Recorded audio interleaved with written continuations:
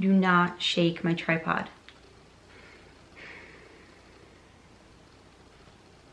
Trying to film with cat in the room.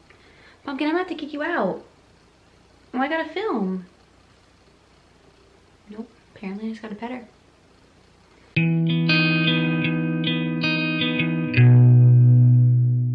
Hello and welcome to my channel. My name is Brianne Beebe and I'm a high school math teacher. One of the topics that I get asked about most frequently by other teachers is interactive notebooks. Interactive notebooks became popular a few years ago when a few teachers tried them and then raved about them. Some other teachers tried them too and it didn't quite work out for them, and so they kind of denounced the whole thing. So it's kind of interesting to hear people's experiences with interactive notebooks so far. But since I'm still getting asked questions about interactive notebooks, I thought it would be worth creating a couple of videos about them. Originally, this video started off as an interactive notebooks hacks video, but before I could even get into those, you really have to think things through about how you're going to use the notebooks in your classroom.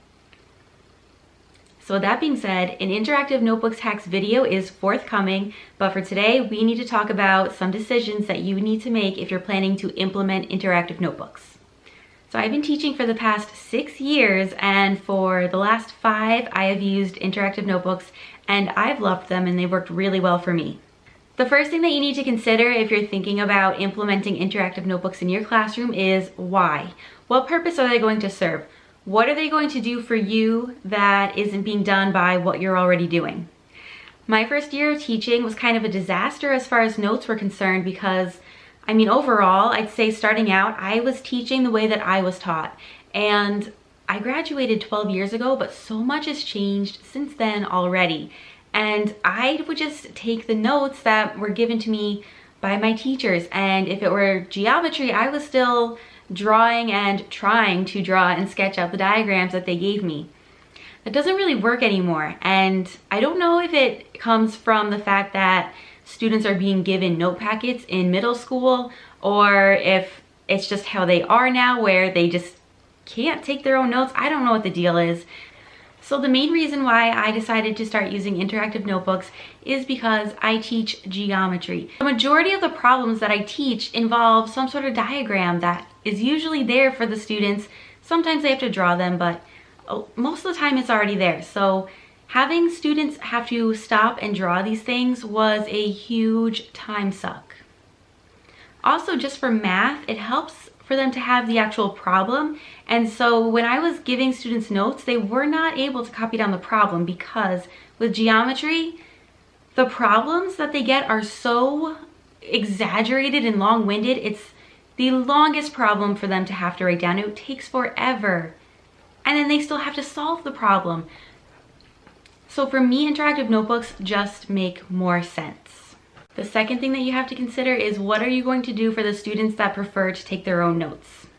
What I do is encourage students that if they want to take their own notes, they can take their own notes, but it should be in the notebook on that same page where we were intending to take our notes.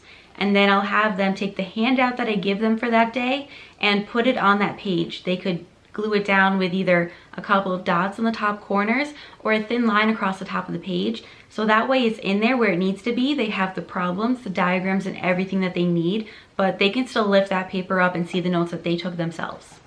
So far, when I've had students do it that way though, they kind of realize that it's easier and faster for them just to take the notes as they were given.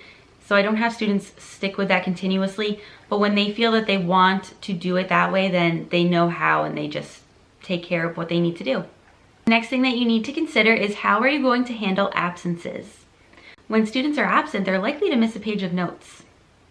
I have a whole absent student system in place, and what I do is I take any of the handouts that they need for their notebook and I put it together with a printout of the notes that we did in class. I use Smart Notebook, and so I have everything that I've added to it and everything that they need printed out for them to go along with the notebook handout.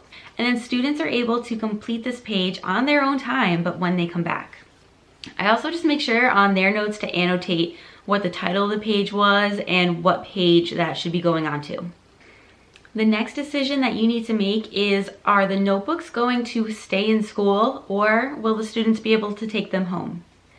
When I first started notebooks, I had students keep them in school and I would not let them leave the room with them, just for fear that the notebooks would get lost. But about a month in, I thought it over and talked it over with my students, and we both kind of decided that it defeats the purpose of having the notebooks if students cannot take it home. How will they study from it? How will they use it on their homework? So I quickly decided that keeping the notebooks in school did not work for me or my students, and I came up with a solution to help prevent students from losing their notebooks, which I will be sharing in my next video. The next thing that you need to consider is, are you going to allow students to use their notebooks on assessments? I allow my students to use their notebooks on formative assessments like exit tickets. I do not allow my students to use their notebooks on quizzes or tests. I've never allowed my students to use their notebooks on tests. In the past, I did allow them to use their notebooks on quizzes. The problem is that when students are using their notebooks on quizzes, they're not studying. I remember when I was in college, one of my professors, he would allow us to use notes on our final, but he would say, don't use that as an excuse to not study. He says, when you're in your final and you hear the sound of frantic paper rustling from the kids sitting a couple rows behind you, that is a sound of someone failing. And it's absolutely true. I've had students take even longer on quizzes just to fail because they had their notebooks and they thought they'd get everything that they needed from their notebooks, and they wouldn't study, and it didn't help them in the long run. The good thing though about allowing quizzes was it kept students accountable for keeping their notebook up to date. The way that I did it was I wouldn't tell them if their quiz would be open notes or not. So until they came in that day, they didn't know if they would be allowed to use their notebook on the quiz. That element of surprise kept them from wanting to ever be behind in their notebooks. The final big decision that you have to make is, how are you or will you grade the notebooks? When I initially started notebooks, I believe as long as students were keeping up and as far as I could tell everything was in the notebook that needed to be there, I basically gave them 100. And I eventually developed a rubric, and I've been fine-tuning it over the past few years. Now I have a rubric that I really like. I have the rubric in the back of the notebooks, and I have it broken down by unit. So at the end of every unit, I grade the interactive notebooks. I'll show this up close in a future video. When I put the notebook in as a grade, I count it as a quiz. I grade my students' notebooks because if I don't grade it, they're not going to do it, or they're not going to put their full effort into doing it. And I think it's something that's important enough that they should be doing it and putting their best effort into it. When I talk to my students about their notebooks being graded, I kind of frame it as being an easy 100 quiz grade. All they have to do is keep up every day with what they need to do, and they should be fine.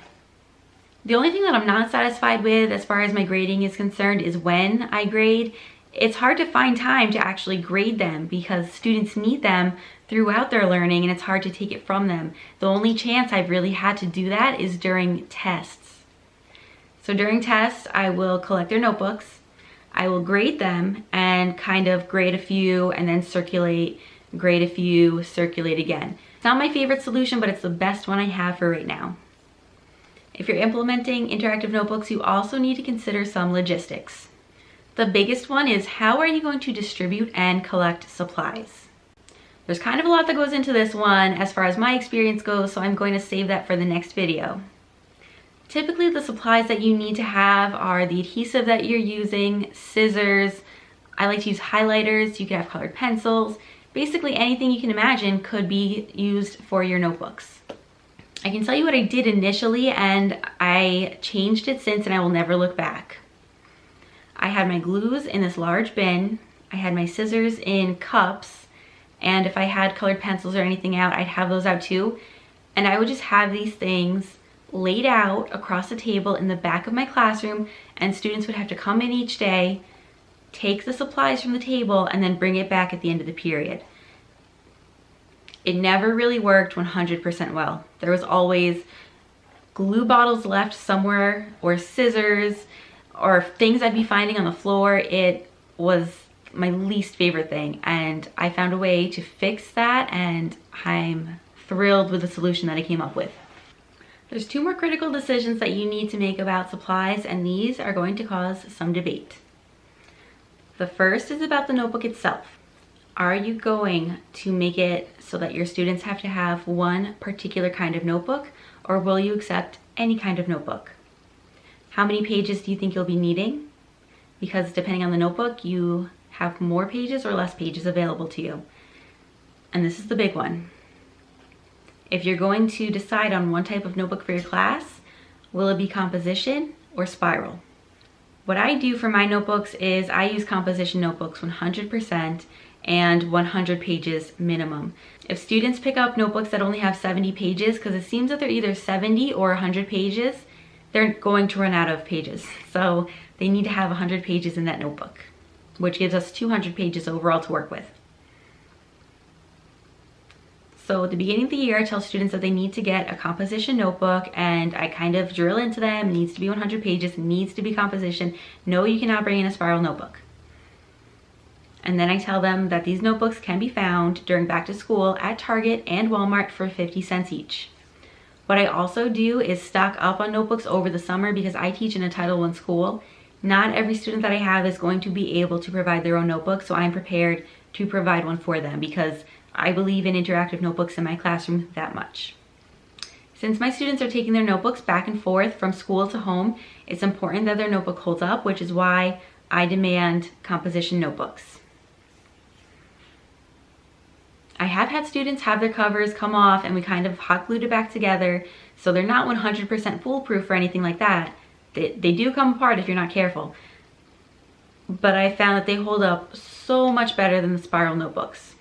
Last year, I had so many students show up with spiral bound notebooks instead that I just said, okay, we'll try it out. I'll let you use a spiral bound notebook and we'll see how it lasts and how it holds up. And for some students, they did hold up the entire year because they were the students that really took good care of their things. Other students, they fell apart by December. Also, these spiral bound notebooks typically have 70 or 75 pages instead of the 100. So for me, they really don't work, but maybe they will work for you, and don't discount them just because I don't like them. The biggest advantage to using a spiral bound notebook is that you get more room to write on.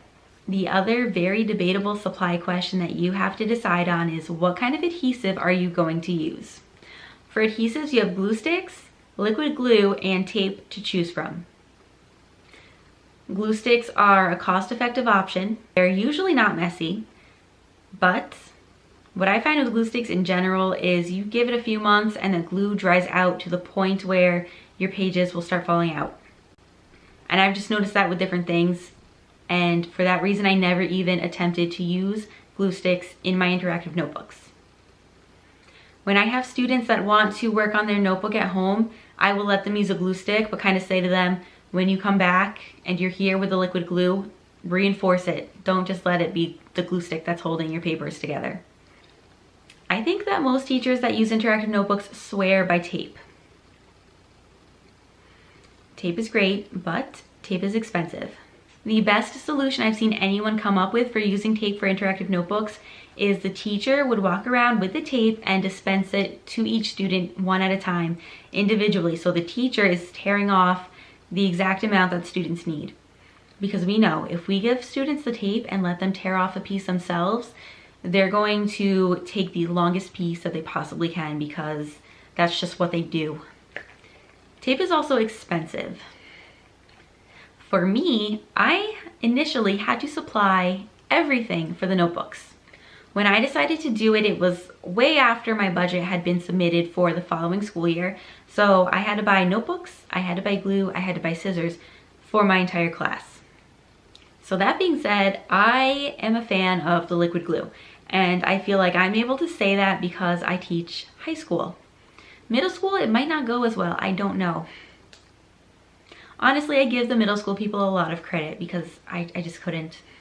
The key to making liquid glue work is to give students guidelines on how to use it. I teach students at the very beginning of the year, when we start our notebooks, that when you glue with dots. Just one dot of glue, one in each corner and one in the middle. And now here's the most important part. When you go to glue that dot down, don't put it at the edge of the paper. You need to put it in about an inch from both sides in that corner. The only time that my students have problems with glue is when they're not listening to those simple directions to just use dots and where to put the dots. So that is everything that I have for you today about interactive notebooks. Like I said, an interactive notebooks hacks video is coming, so make sure you're subscribed so you don't miss it when it comes out. If you have any specific questions about interactive notebooks, please leave them in the comments below. And if you want to see any more information about my interactive notebooks, check out my blog, busybb.blogspot.com. I've been doing these for years, and so I have years worth of stuff about interactive notebooks on my blog. If you're considering interactive notebooks, I hope you found this video helpful, and as always, thank you for watching.